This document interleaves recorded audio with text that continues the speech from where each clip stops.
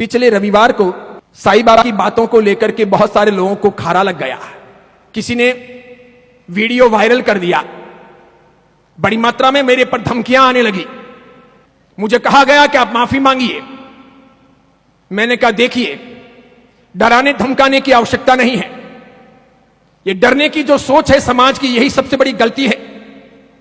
अगर हम गलत हैं तो हमें डरना चाहिए, अगर हम अपराधी हैं तो हमें डरना चाहिए, अगर हम खोटे मार्ग पर हैं तो हमें डरना चाहिए, अगर हम अत्याचार अन्याय करते हैं तो हमें डरना चाहिए, अगर हम झूठ बोलते हैं तो हमें डरना चाहिए, अगर हम किसी का शोषण करते हैं और किसी की हत्या करते हैं या हिंसा करते हैं तो हमें अवश्य में डरना चाहिए। सबसे पहले पाप से डरना चाहिए।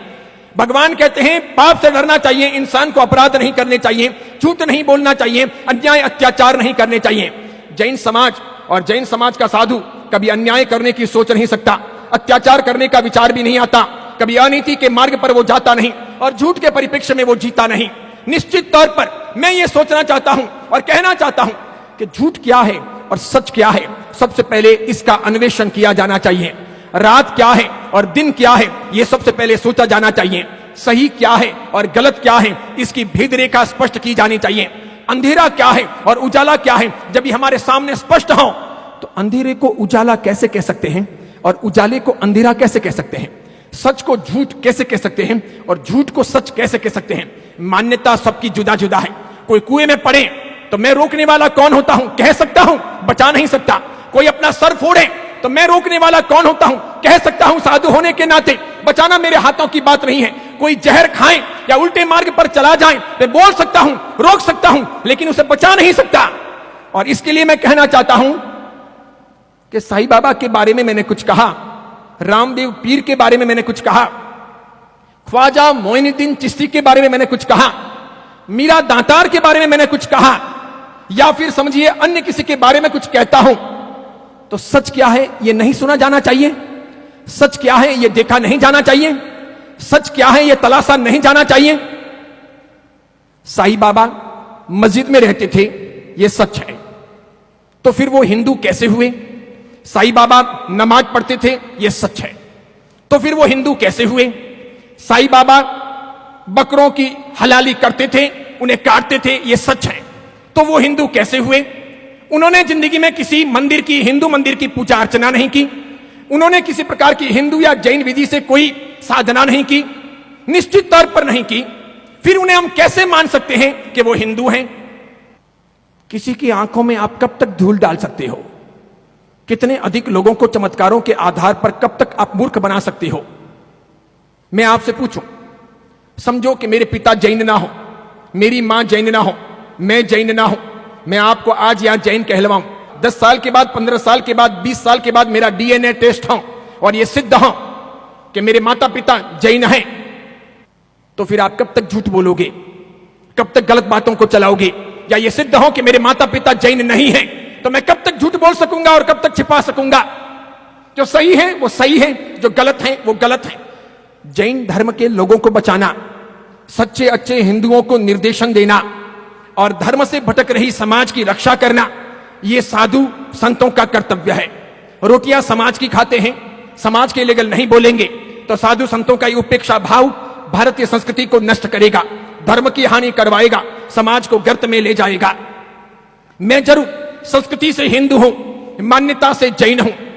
हिंदू संस्कृति बचनी चाहिए, जैन धर्म भी बचना चाहिए, राष्ट्र का नवनिर्माण होना चाहिए, राष्ट्र की सुरक्षा होनी चाहिए।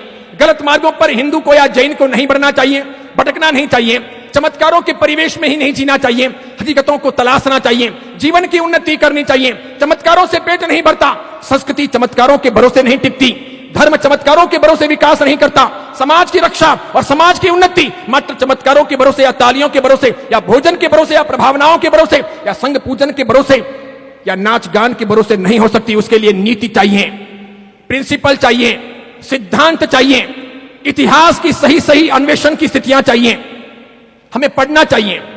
सही बात यह है, गत रविवार को मैं शिरडी के साईं बाबा के बारे में बोला और सच यह है, मेरे से पहले कई सारे लोग वर्षों से ये बातें कहते आए हैं, ऐसी किताब भी छप चुकी है, उन्होंने दावा किया है, दुनिया का कोई भी आदमी उनके दावों को झुटला नहीं सका है कि साईं बाबा हिंदू नहीं मुसलमान थे।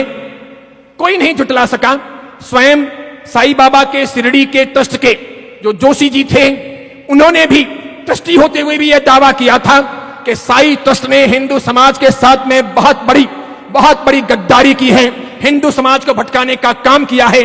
साईं बाबा का अग्नि संस्कार नहीं हुआ था, उन्हें कब्र में दफनाया गया था, उसी कब्र पर ये साज बना है और कालांतर में लाकर के मूर्ति की स्थापना कर दी गई है। साईं बाबा हिंदू नहीं है, हिंदू मान्यता यहां कहीं सिद्ध नहीं होती।